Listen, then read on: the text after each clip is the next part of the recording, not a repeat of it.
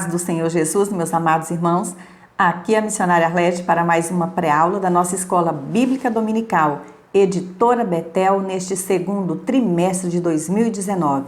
Estamos estudando o tema Igreja, povo escolhido e nomeado por Deus. A relevância de conhecermos sua origem, propósito, fundamento, história e missão. Hoje estaremos comentando a 7ª lição desta revista, que traz como título o desafio das novas teologias e modismos. Mas antes de iniciarmos o comentário de hoje, vamos buscar a direção do Espírito Santo de Deus. Grande e maravilhoso Deus, te louvamos e agradecemos por mais esta oportunidade de termos contato com a Tua palavra maravilhosa. Senhor, nós te pedimos pela Tua bênção, pela Tua direção neste estudo. Eu rogo a Ti por cada vida, cada irmão, cada irmã que está me ouvindo neste momento. Abre as nossas mentes, os nossos corações para recebermos a Tua palavra. Dá-nos o discernimento necessário para não sermos enganados por falsas teologias, por heresias que têm se infiltrado sorrateiramente nas igrejas hoje em dia. Abençoa, Senhor, cada pastor, cada dirigente, para que possam estar vigilantes, em nome de Jesus. Amém. Queridos irmãos, mais uma vez eu quero aqui agradecer a sua participação neste canal. Agradeço pelos likes que vocês têm deixado aqui, pelos comentários, dizendo sempre que isso é muito importante para o fortalecimento deste trabalho. E se você quer contribuir com esta obra, continue divulgando este vídeo, compartilhe com outros irmãos, com seus familiares, porque o nosso objetivo é levar até você um subsídio a mais para a sua escola bíblica dominical e juntos aprendermos um pouquinho mais da palavra de Deus. Se você ainda não se inscreveu neste canal, faça isso agora e ative as notificações para que você possa receber em primeira mão as nossas postagens. Lição 7. O desafio das novas teologias e modismos. O textuário de hoje encontra-se na segunda carta de Pedro, capítulo de número 3 e o versículo 18. E assim diz a palavra do Senhor. Antes, crescei na graça e conhecimento de nosso Senhor e Salvador Jesus Cristo. A Ele seja dada a glória, assim agora como no dia da eternidade. Amém. A verdade aplicada de hoje nos diz que a igreja contemporânea, para vencer a guerra espiritual, precisa estar informada sobre as rápidas mudanças e alicerçada na palavra de Deus. Os textos de referência encontram-se em Atos dos Apóstolos, capítulo de número 17 e os versículos 10, 11 e 12. E assim diz a palavra do Senhor. E logo os irmãos enviaram de noite Paulo e Silas a Bereia. E eles, chegando lá, foram à sinagoga dos judeus. Ora, estes foram mais nobres do que os que estavam em Tessalônica, porque de bom grado receberam a palavra, examinando cada dia nas Escrituras se estas coisas eram assim. De sorte que creram muitos deles, e também mulheres gregas da classe nobre, e não poucos varões. O primeiro objetivo desta lição é mostrar as novas teologias e modismos. O mundo pós-moderno no qual vivemos está repleto de inovações e modismos em todas as áreas da sociedade e tem sorrateiramente adentrado também nas igrejas, que têm baixado a guarda contra os modismos teológicos. Mais do que nunca, é necessário que a Igreja do Senhor Jesus confronte as tendências doutrinárias que têm afetado a Igreja dos nossos dias com o legítimo cristianismo e refute firmemente tudo aquilo que não tem base bíblica na sua liturgia.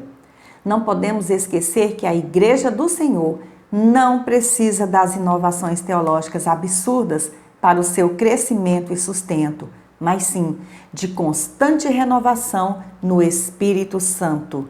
Portanto, ela precisa ser constantemente alimentada pela verdadeira palavra de Deus.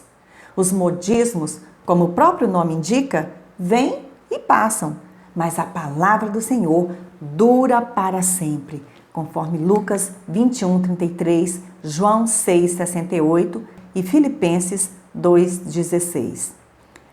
Tópico 1. O pragmatismo pentecostal.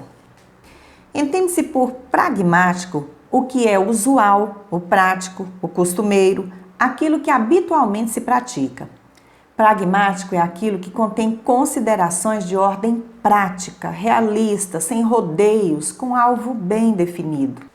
Já o pragmatismo é um pensamento filosófico criado no fim do século XIX pelo filósofo americano Charles Sanders Peirce, de 1839 a 1914, pelo psicólogo William James, 1844 a 1910, e pelo jurista Oliver Wendell Holmes, 1841 a 1935, considerados seus idealizadores. Esses homens, se opondo ao intelectualismo, consideravam o valor prático de uma doutrina como critério da verdade. Aparentemente, esse é um termo bonito, considerando sua praticidade, mas implica em efeitos danosos quando diz respeito à Igreja do Senhor Jesus. Sabemos que o pentecostalismo teve início na igreja primitiva e é um movimento do Espírito, fundamentado nas Escrituras, centrado em Jesus e para a glória de Deus.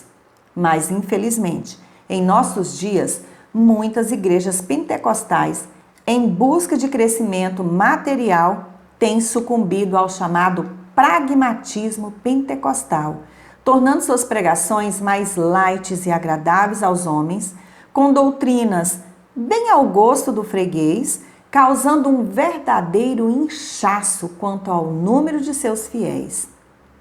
As inovações e modismos teológicos falam mais alto nessas igrejas que as verdades eternas contidas na inerrante palavra de Deus, o que faz surgir práticas como o copo com água ungida, o lenço ungido, a unção de carteiras de trabalho, de fotos, de roupas ou outros objetos de uso pessoal, a compra de amuletos, as baladas gospel e etc. A falta de conhecimento bíblico e teológico acaba levando à apostasia e induz ao erro e à perdição eterna, conforme Oséias 4:6. Muitos se contentam por já ter experimentado a graça de Deus na sua vida e se acomodam com suas experiências neopentecostais durante os cultos, negligenciando a busca do conhecimento de Deus pela leitura e estudo da Bíblia, conforme está escrito na segunda carta de Pedro 3:18. Essas pessoas só querem receber a bênção, sem, contudo, ter um verdadeiro compromisso com Deus, o dono da bênção, e com a sua palavra, e acabam sendo levados por todo o vento de doutrina, como meninos na fé, conforme Efésios 4:14. É o evangelho das multidões, com seus atrativos estranhos à sã doutrina, em detrimento ao evangelho de Cristo, que é de renúncia, mudança de vida e verdadeira conversão a Deus. Esse pensamento pragmático tem levado grande parte das lideranças das igrejas pentecostais a reproduzir e aprovar vários ensinos antibíblicos, com o intuito de agradar o povo e encher a igreja, e procurar fazê-la crescer com determinadas técnicas, além de se esforçar para manter garantidos os seus cargos e os benefícios financeiros. O pragmatismo pentecostal tem sido responsável por confusão e absurdos vistos e ouvidos em nossos púlpitos, quer seja por pregadores itinerantes, cheios de modismos, quer seja por obreiros que não se aplicam ao devido conhecimento da palavra de Deus e continuam a espalhar heresias, tentando moldar a Bíblia à sua forma equivocada de pensar, crendo que se algo der resultados para atrair o povo, então é bom. Esse pragmatismo pentecostal é bem visível também em alguns programas de TV, onde pastores midiáticos difundem a ideia de que qualquer forma de anunciar o evangelho é válida. Nessa perspectiva de que qualquer coisa é válida e sempre dizendo ser em nome de Deus, são cometidos os maiores absurdos e excessos, considerados por eles como ousadia do espírito, mas que na verdade acabam por causar escândalos e induzir muitos ao erro. O que a igreja está precisando nestes últimos dias é de ousadia para tornar conhecido o evangelho do reino, para anunciar a genuína palavra de Deus, para ensinar, falar, para pregar a um mundo incrédulo, corrompido, desinteressado, cego e zombador, como aconteceu com os apóstolos.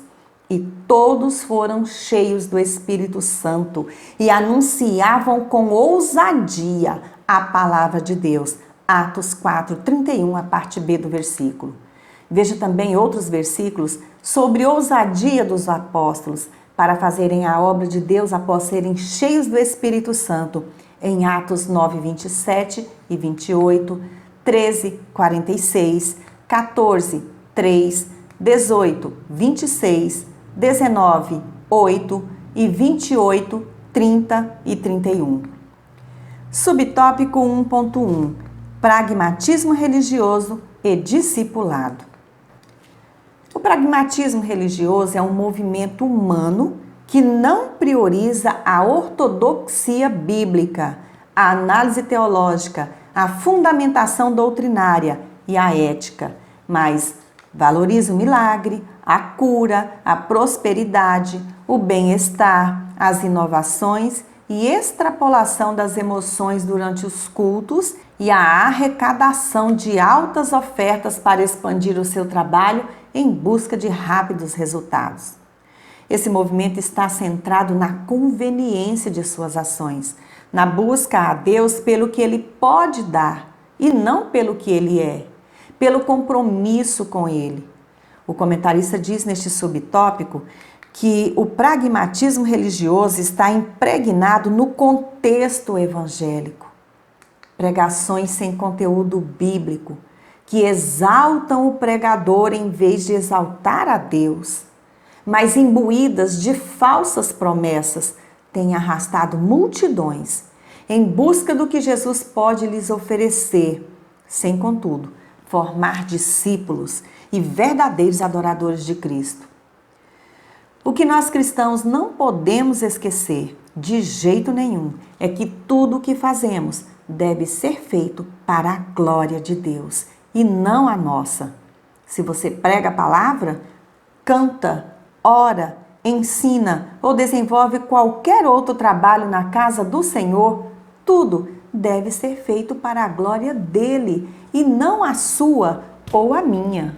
O Senhor conhece os nossos corações, sabe exatamente as intenções e não admite que o sirvamos de qualquer maneira, pregando um evangelho de fábulas que mais massageia o ego de quem o ouve do que apresenta a verdade que liberta. Por isso, é tão importante priorizarmos o ensino da Bíblia Sagrada, centrado na vontade e propósito de Deus para a sua igreja. O apóstolo Paulo é um exemplo de obreiro que sempre procurava a aprovação de Deus em seu ministério e em sua vida. Ele não baseava suas decisões nas opiniões de outras pessoas. Em vez disso, tinha o firme objetivo de agradar a Deus, conforme lemos em Gálatas capítulo 1, versículo de número 10. No Evangelho de João, capítulo 6, versículos 66 ao 67, o Senhor Jesus nos mostra um exemplo que diferencia a multidão que o seguia por interesse e por isso não suportou ouvir a verdade e foi se retirando, dos seus verdadeiros discípulos, que continuaram a segui-lo, reconhecendo que ele tinha as palavras da vida eterna. Mesmo assim, o Senhor não mudou o seu discurso para resgatar os que não quiseram ouvir, mas prosseguiu sempre com a verdade, nos deixando, portanto, o exemplo. Se o nosso compromisso com o Senhor Jesus Cristo é fazer discípulos de todas as nações, conforme Mateus 28, 19 e 20, devemos nos comprometer com a sua palavra e batalhar pela fé que uma vez nos foi dada, conforme Judas 1:3, para resistirmos ao pragmatismo religioso com a verdade, deixando que Deus direcione o crescimento da igreja, conforme 1 Coríntios 3,7, até a volta do Senhor. Subtópico 1.2. O profeta bíblico. Neste subtópico, o comentarista chama a nossa atenção para a função do profeta do Antigo Testamento. Ele era alguém chamado por Deus para cumprir uma tarefa ou várias tarefas, especialmente a de entregar uma mensagem divina para o povo. A grande característica da mensagem do profeta eram as palavras, assim diz o Senhor. Ou seja, ele era aquele que ouvia a Deus e transmitia a mensagem ao povo de Israel, como um porta-voz faz. Deus chamou homens comuns como você e eu, com personalidades diferentes, em épocas e situações bem diferentes, para fazer e dizer exatamente o que o povo precisava ouvir para se voltar novamente para Deus. Ao contrário do que muitos pensam, o profeta não ficava isoladinho, só prevendo o futuro, não. Eles exortavam, denunciavam a corrupção, a idolatria, a imoralidade, as injustiças e violências cometidas contra o povo e toda sorte de pecado dos reis e da nação de Israel em geral. Havia essa grande preocupação com o bem-estar social. Veja, por exemplo, a orientação dos profetas Moisés, em Deuteronômio 24, 19, 22, Levítico 19, 9, 18 e Amós, no seu livro, capítulo 2, versículos 6 e 8, 5, 11. O profeta tinha que aconselhar e muitas vezes confrontar reis e, em algumas ocasiões, precisava desempenhar um papel ativo próprio de estadistas nos negócios nacionais. Temos esses exemplos no ministério de Natã, segundo Samuel 7, 1 ao 7, 12, 1 ao 15, e de Eliseu, conforme segundo livro dos Reis, capítulo 5, versículos 11 ao 14, especialmente versículos 6 ao 8. Em tempos de apostasia, geralmente os profetas não eram bem vistos pela dureza das profecias entregues a um povo insensível pelo pecado, como aconteceu com o profeta Elias, que foi acusado pelo rei Acabe de ser o perturbador de Israel. 1 Reis 18, 17. Ouvir a verdade sempre incomoda quem anda fora dos propósitos de Deus. Uma das marcas do poder do Espírito Santo nos profetas do Antigo Testamento era que profetizavam ou pregavam a mensagem de Deus especificamente para os seus dias e para a sua geração. O profeta combinava na pregação tanto proclamação como predição. Falava por meio de advertências e encorajamentos concernentes ao presente e também ao futuro. As conclamações ao arrependimento, conforme Isaías 30, 6 ao 9, e os apelos à vida de santidade, conforme Isaías 2, 5, estão baseados na visão da ira vindoura divina. Esses homens de Deus muitas vezes usavam símbolos na entrega da sua mensagem, como por exemplo Jeremias e a botija do oleiro, Jeremias 19, 1. É interessante notar que o próprio Deus era quem comprovava a veracidade das profecias. Veja o que está escrito. Sabe que, quando esse profeta falar em nome do Senhor e a palavra dele não se cumprir nem suceder como profetizou, esta é palavra que o Senhor não disse. Deuteronômio 18, 22. Jeremias também falou sobre isso. O profeta que profetizar paz, só ao cumprir-se a sua palavra, será conhecido como profeta, de fato enviado do Senhor. Jeremias 28, 9. O Senhor Jesus nos ensinou que um verdadeiro profeta é conhecido não pelos seus milagres, mas sim pelo seu testemunho de vida em santidade e obediência a Deus e à sua palavra, de acordo com a revelação das Sagradas Escrituras. Mateus 7, 21 ao 23. Subtópico 1.3. A procura por profecias. Sobre os dons espirituais, lemos na Bíblia Sagrada que a uns estabeleceu Deus na igreja, primeiramente apóstolos, Em segundo lugar, profetas. Em terceiro lugar, mestres. Depois, operadores de milagres. Depois, dons de curar, socorros, governos, variedade de línguas, conforme 1 aos Coríntios 12, 28.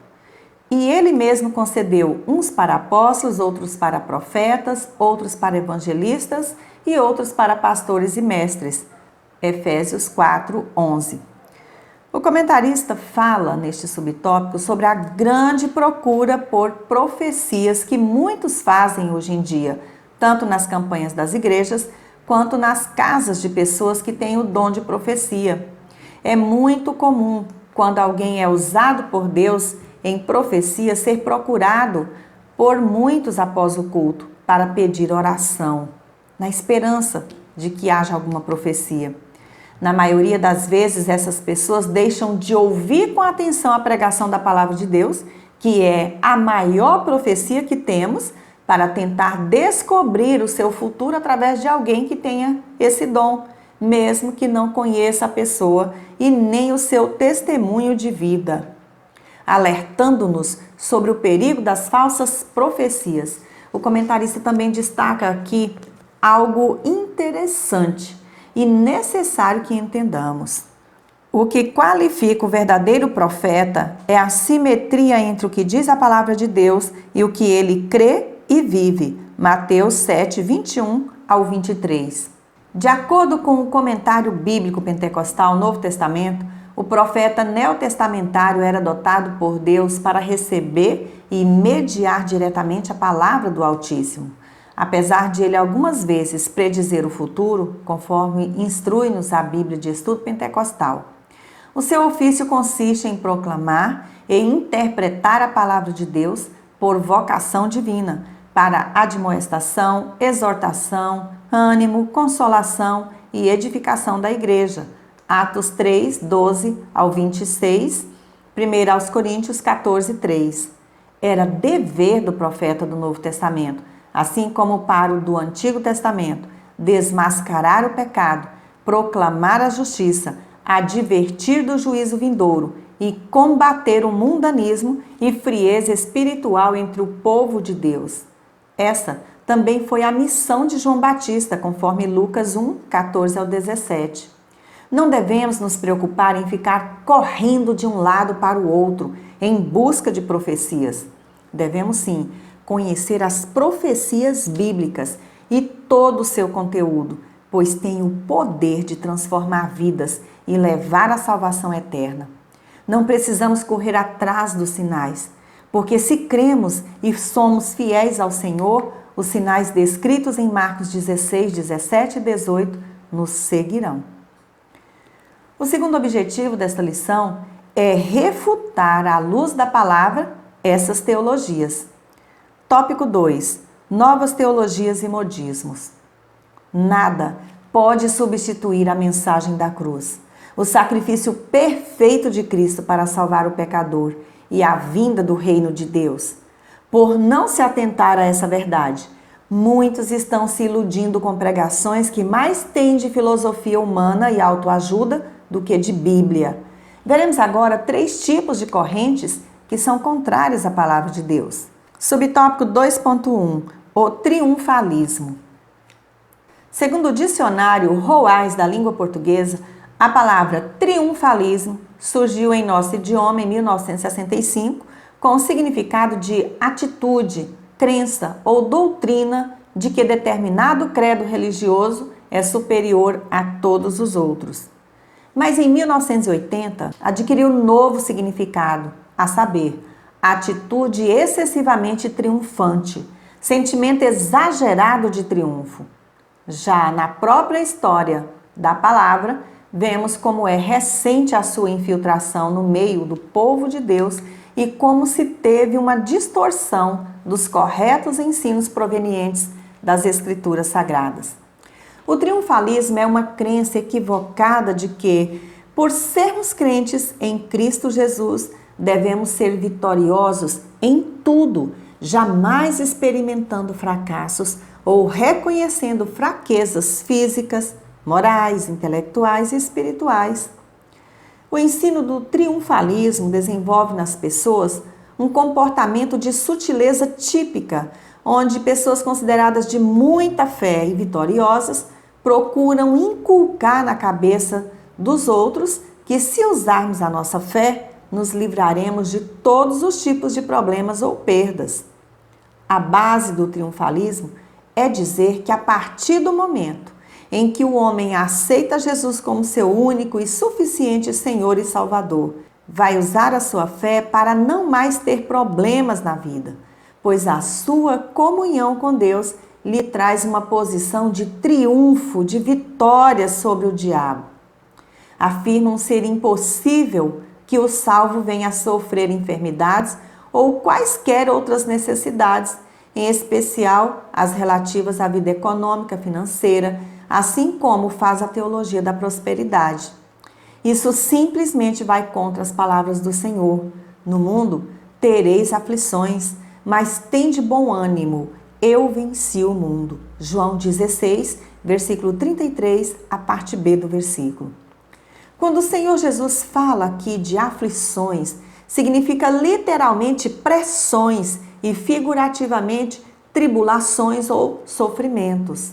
Em hipótese alguma, Jesus prometeu isenção de sofrimento aqui no mundo, mas nos diz para termos bom ânimo, a prosseguir para o alvo, a termos a certeza da nossa salvação e do futuro glorioso que nos espera. É comum dizerem: venha para Jesus hoje que Ele vai resolver todos os seus problemas, tirando o foco daquilo que é relevante e permanente, a vida eterna. Em Cristo, nós já somos mais que vencedores, já aqui neste mundo, mesmo sofrendo, pois Ele venceu o mundo. O evangelho triunfalista e antropocêntrico não tem base bíblica. Subtópico 2.2. A teologia da prosperidade. A ênfase dessa teologia inverte os valores cristãos. Ao invés de valorizar o ser, valoriza o ter. É centrada na saúde e na prosperidade material, financeira, deixando a salvação em Jesus Cristo em segundo plano. Esta heresia, como todo falso ensino, surgiu a partir de revelações extrabíblicas e a prática de uma hermenêutica desonesta que força a interpretação do texto bíblico, mutilando seu sentido. William Essex Kenyon, pai desses ensinos, teve sua vida e ministério fortemente influenciados pelas seitas, ciência da mente e ciência cristã. A partir dele, de Kenneth Hagin e outros, o Evangelho da Prosperidade, como também é conhecido, ganhou fama e peso nos movimentos neopentecostais. Os pregadores da prosperidade, nas suas mensagens, fazem menção de suas experiências. Eles contam suas histórias e no final manipulam as pessoas a ofertarem até mais do que possuem e fazem com que elas acreditem que suas pregações estão acima de qualquer suspeita. De Hagin ouvimos essa voz, abre aspas, Deus quer que seus filhos usem a melhor roupa, Ele quer que eles dirijam os melhores carros e quer que eles tenham o melhor de tudo. Fecha aspas. Eles pregam que a enfermidade é pecado ou resultado da falta de fé. Ensinam também que qualquer sofrimento que sobrevém ao cristão é evidência de incredulidade ou pecado. Em outras palavras, propriedades, dinheiro e saúde são a marca registrada do cristão, são os instrumentos aferidores do grau de espiritualidade e de santidade do crente. É verdade que a riqueza é bênção de Deus, desde que seja adquirida de maneira honesta e que não vise exclusivamente aos deleites deste mundo. Tiago 4,3. Caso contrário, seremos escravizados por ela. Mas também é bom saber que a pobreza não é símbolo de maldição. Provérbios 17:1, 1 Timóteo 6, 7 ao 9.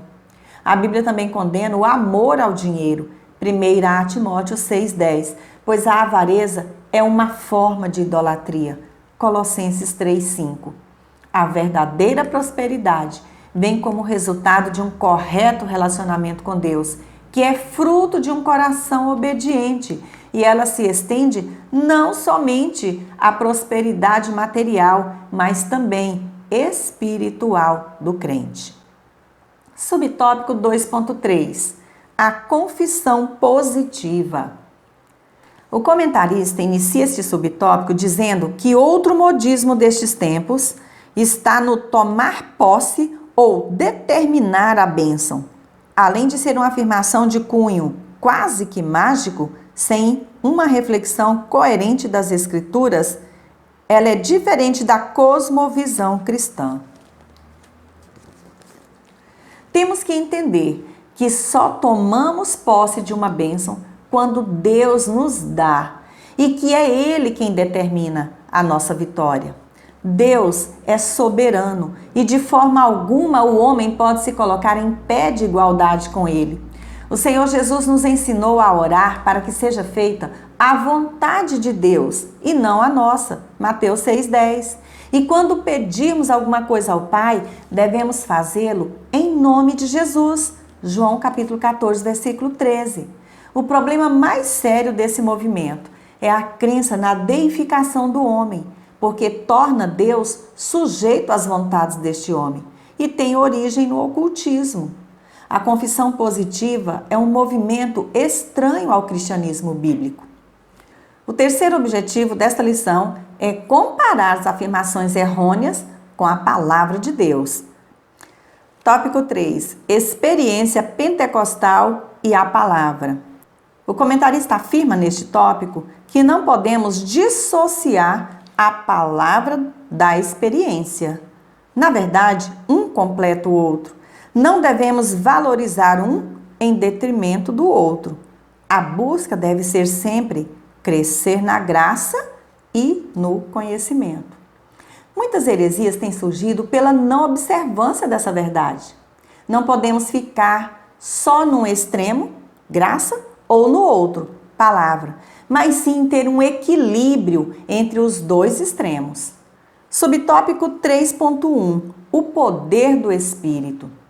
O Espírito Santo não é somente uma força ou poder que emana de Deus, como afirmam alguns teólogos frios na fé, modernistas e irreverentes, que menosprezam a sua ação. O Espírito Santo é Deus. Atos 5, 3, 4, 2 aos Coríntios 3, 17.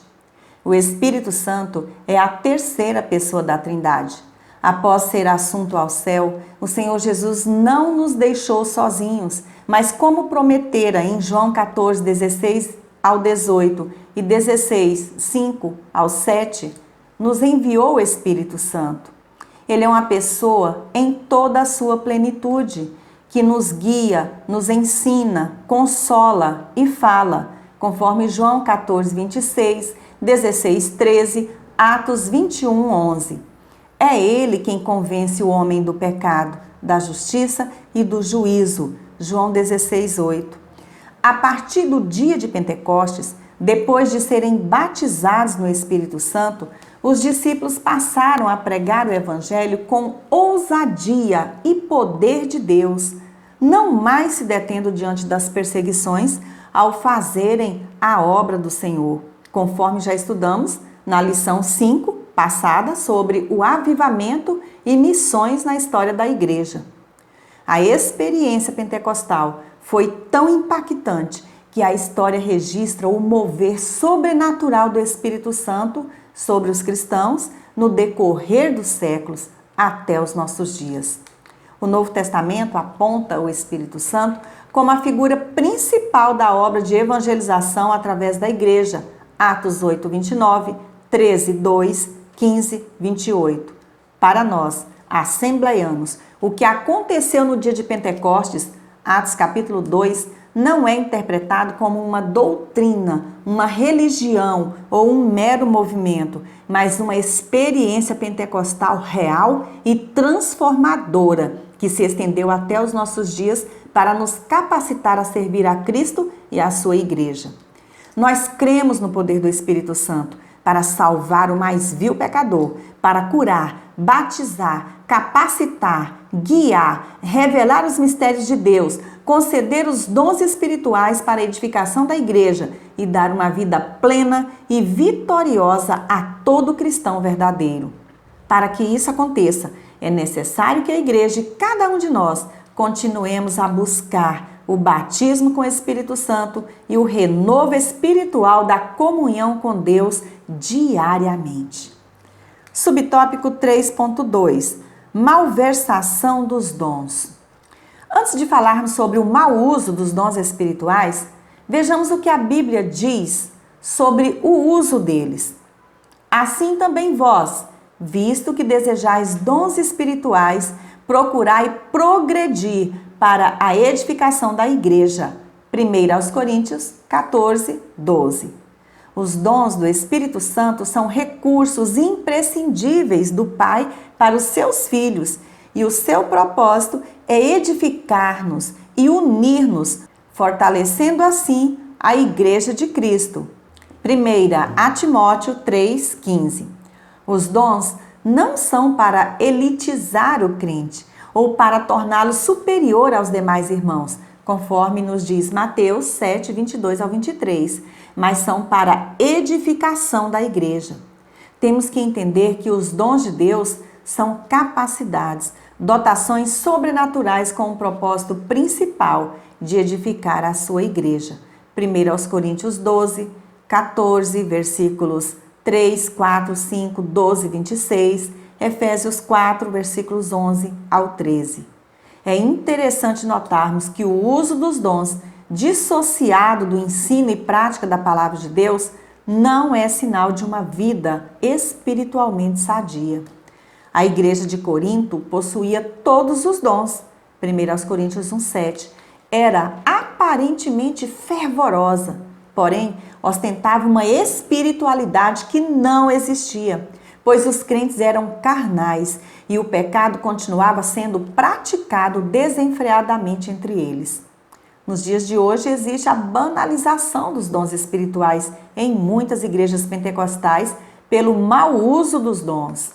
O comentário da revista do Professor nos diz que a falta de preparo bíblico, o orgulho, a arrogância e a meninice de muitos assolapam a imagem da igreja atual e põem em dúvida a sua integridade. Infelizmente, existem por aí muitas farsas, muitos lobos disfarçados de cordeiros dentro das igrejas ou convidados por elas, que não são compromissados com a palavra de Deus e por isso usam do engano, entregando verdadeiras profetadas ao povo de Deus, principalmente nos chamados cultos de libertação. Alguns anos atrás, eu fiquei encabulada com a ousadia, com a coragem de um certo pregador que tinha vindo lá do sul do país e foi convidado para pregar em nossa igreja. No momento da pregação, ele cometeu vários deslizes doutrinários e, por fim, começou a profetizar para a igreja, para o pastor, e teve uma visão ali.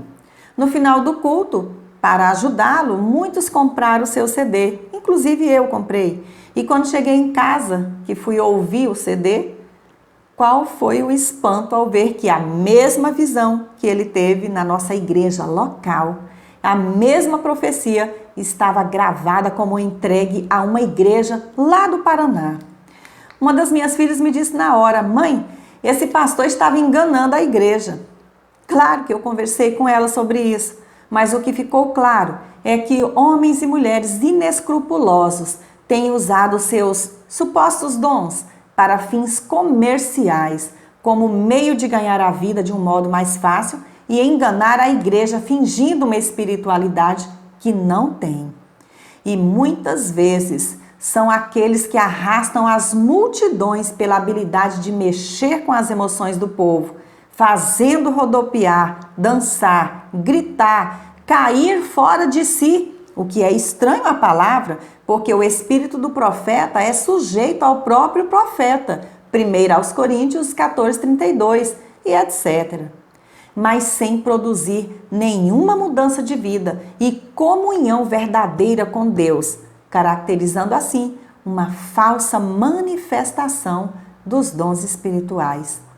Isso acontece por falta de conhecimento das doutrinas paracletológicas e principalmente por ausência de genuína comunhão com o Espírito Santo e leitura da Palavra de Deus.